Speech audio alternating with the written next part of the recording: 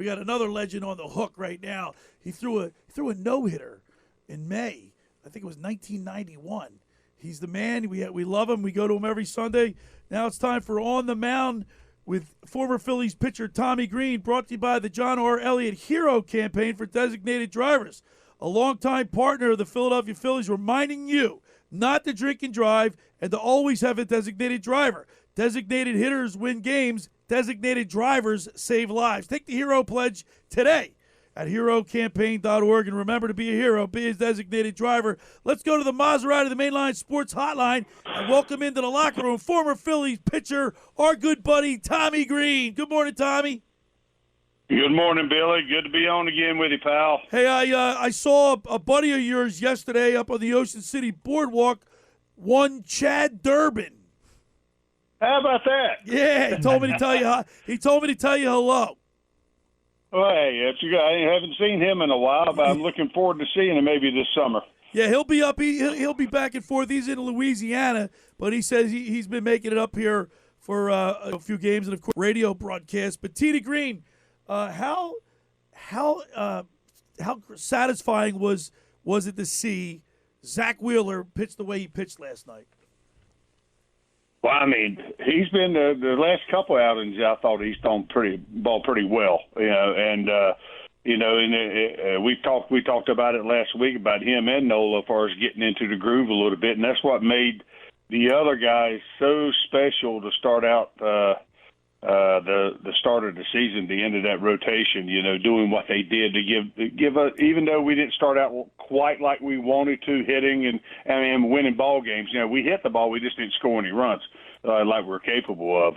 But to see those guys start coming around and doing that is doing what they've been doing the past couple times around is great. Tommy, we're giving away a pair of Phillies tickets courtesy of Tom Jackson and Sons Electrical for the May 21st game. It's a Sunday against the Chicago Cubs. Where people are sending in a text message at 609-403-0973. What Philly has surpassed your expectations? What Philadelphia Philly for you, Tommy Green, has exceeded your expectations and been playing great baseball? Marsh. Yeah. All right. Marsh has. Marsh has. I mean, it's not that. I didn't put him up there. I wanted him to gradually get better.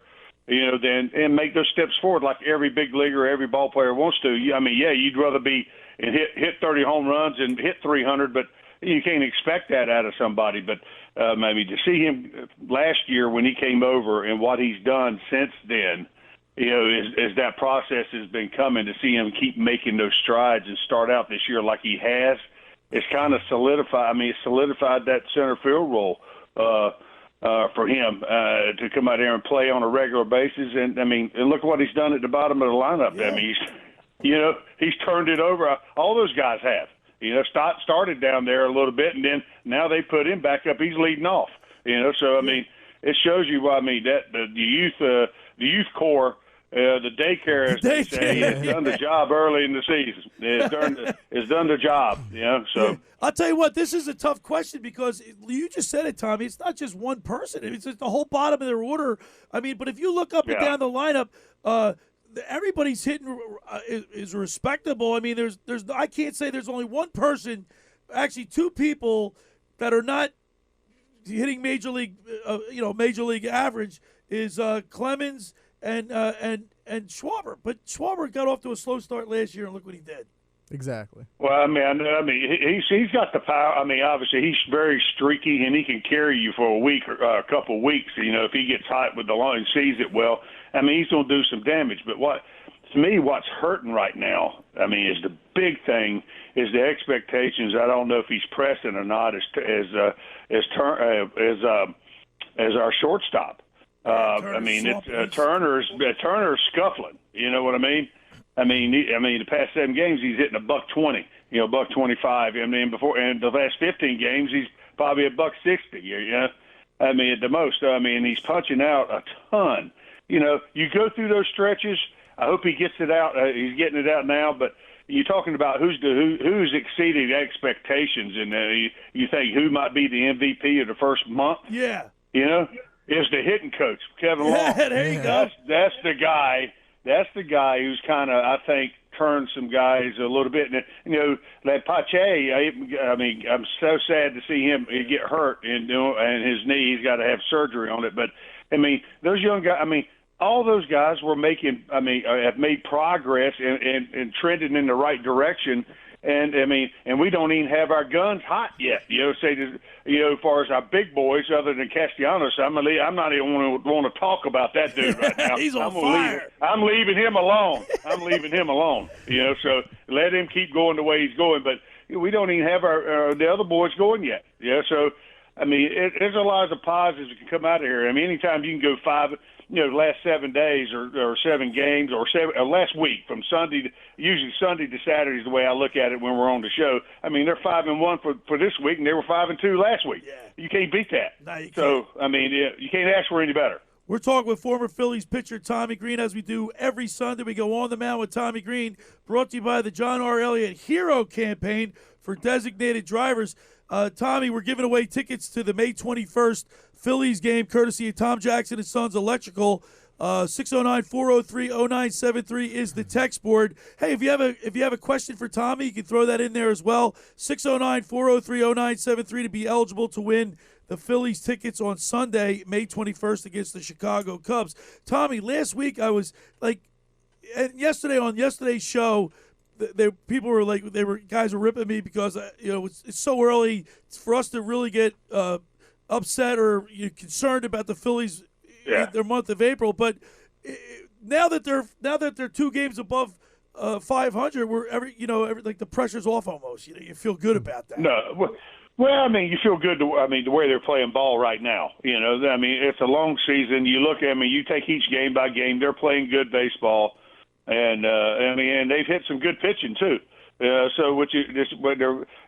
doing the right things to find ways to win. They faced a good pitcher, good pitching the last couple of days, in Houston. Those guys are, win the World Series for no reason. They got the guy swing the bat, but their pitching was as solid up and down through their staff, and they did some very positive things. So I don't try to get, we talked about it a little bit before. You don't want to get too high and get too low, during the course of early part of the season through the midseason. It's not that we as ball players, we try to keep it on an even keel. It's like riding a boat in the ocean. Right. We don't want the big waves coming in. We want the gentle waves so we can roll through them and enjoy it. You know what I mean? So, you want to be consistent that way. You don't want to be too high, too low emotionally, or your game to be that way. But sometimes you struggle a little bit, but it's all about the mental side of it. And that's why the coaches are there for you to bounce stuff off of to get back on track. That's their job, to help you do that, because sometimes you don't see it happening. You don't feel it happening. It takes those other set of eyes to help you out like that. Hey, Tommy, it's producer Danny Ryan here. I wanted to ask you real quick. Trey Turner, you talked about it earlier. He's been scuffling as of late. In his last 15 days, he's batting .193 with 18 strikeouts. His friend might be coming back this week, though. Bryce Harper's getting reevaluated tomorrow for his elbow to see if he can slide head first. Do you think he'll start to produce a little bit more once he gets that big bat and his friend and Bryce Harper in the lineup?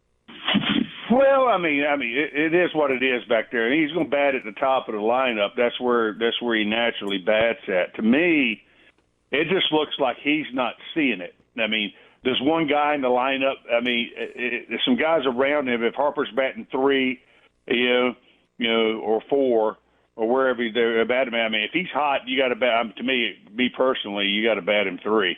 But that's just me.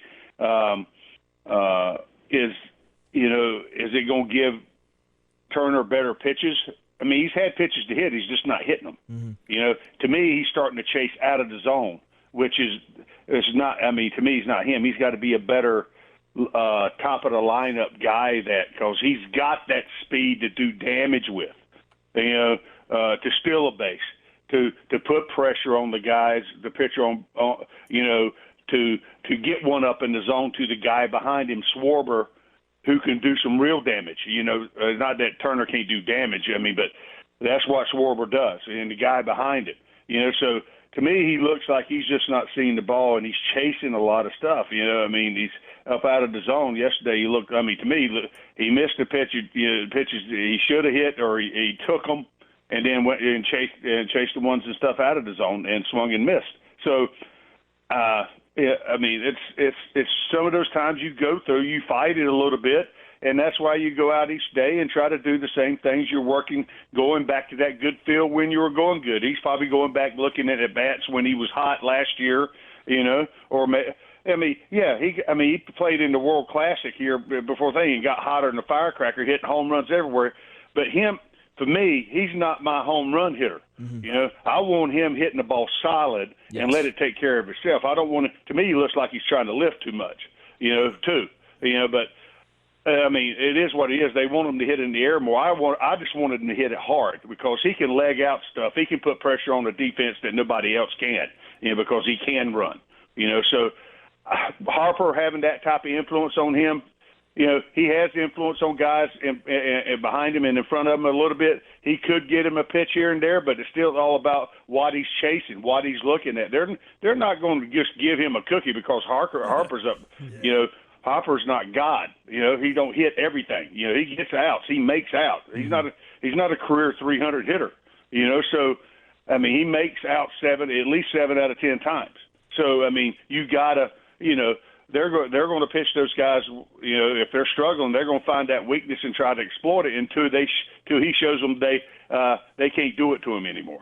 I believe we have somebody texted a question for you, Tommy. Yeah, we have a text on the text board from Dan in EHT. He asks, what is such the turnaround, or what do you think is the cause of the turnaround with the Phillies bullpen since Joe Girardi was fired? Is it just coincidence, or has the talent risen? Maybe another factor. Well, I mean, you hit the last one. I mean, you look at the arms they got down there, it's unbelievable.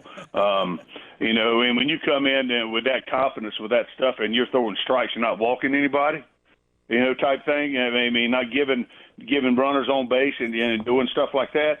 It's all about confidence. And early in the season, they struggled a little bit to get going. But those arms, that talent down there is there. And it's all about going out there and getting on the roll a little bit and building that confidence, and that's what happens. You get going, get on a good roll, and before you know it, I mean, you're putting up 6, 7, 8 outings where you haven't given up a run, and I mean, you got your 3 or 4 main guys down there basically done that. Knock on wood, I mean, they're rolling, and I mean, I just hope the starters, because we used that bullpen so early in the season, that our starters are starting to lengthen out now and give us some nights where you're not having to use those main guys like he wants to use Kimbrel, and those guys at the end, Sir Anthony. You got those 4 guys, Soto and Alvarado. Those 4 guys right there. He's relied heavily on, at the beginning of the season. So I mean, it's some good tight to give them some nights off sometimes where they don't have to touch a ball. Is a huge thing. So if you get, the offense can get going, the starters lengthen out, can give them 7, 8 innings. That way they can bring in, we got enough runs ahead, they can use somebody else to come in and finish it, unless it's a closing situation where they use, Kimbrel Alvarado, who's what he's been doing, kind of matching up that way a little bit. But, it's a good thing to see that bullpen going like that. All right, Tommy, today we have Bailey Falter. He's run a little bad luck. He's 0-4 with a 4.50 ERA. Thing about him is he's actually pitched well. He's not getting any run support. Yeah, he's actually pitched well. I mean, it's just his last outing. So his ERA kind of jumped up a little bit, but it doesn't take one outing like that early in the season to bang you up. You give up a few runs, and that's it. That's the thing about relieving too. You have one out, you give up 3 runs. It takes you a month or more, to get it down. At least. So I mean, you just got to forget about that, and it's about how you're pitching. From each outing, you got to go and do that. And he's gave us some good starts and gave us a chance to win, and done what they have hoped him to do.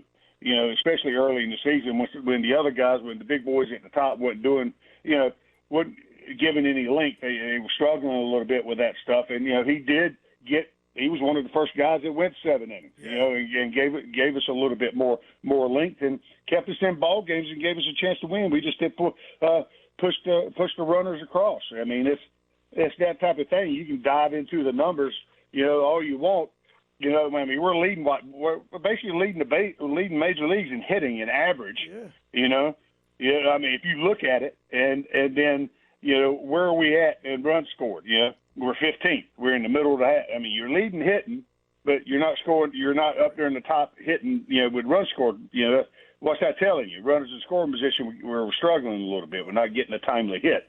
And we're better at the striking out thing. We were at the top of the league.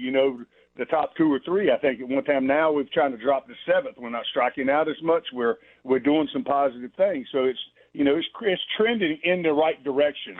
I love it. Is the way you want this team to do. I love it, Tommy. Hey, listen, I'm looking forward to tonight's Astros-Phillies game on ESPN at 7:10. And, Tommy, as always, we really appreciate it. Talking Phillies baseball with Tommy Green. Thanks, buddy. You got it, pal. All right, there he is on the mound with Tommy Green, brought to you by the John R. Elliott Hero Campaign for Designated Drivers. A longtime partner of the Philadelphia Phillies reminding you not to drink and drive and to always have a designated driver. Designated hitters win games. Designated drivers save lives. Take the Hero Pledge today here at herocampaign.org. And remember to be a hero. Be a designated driver.